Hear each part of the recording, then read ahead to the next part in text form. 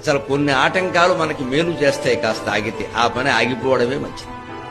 ఎవరింటికో పెళ్లి చూపులు వెళ్ళడానికి సిద్ధపడతాం మగపిల్లాన్ని పెట్టుకుని. కుదరక సంబంధం వచ్చిందమ్మా, కాదండి ఎందుకు ఒకసారి ఎడదామని మంచి ముహూర్తం పెట్టుకుంటాం.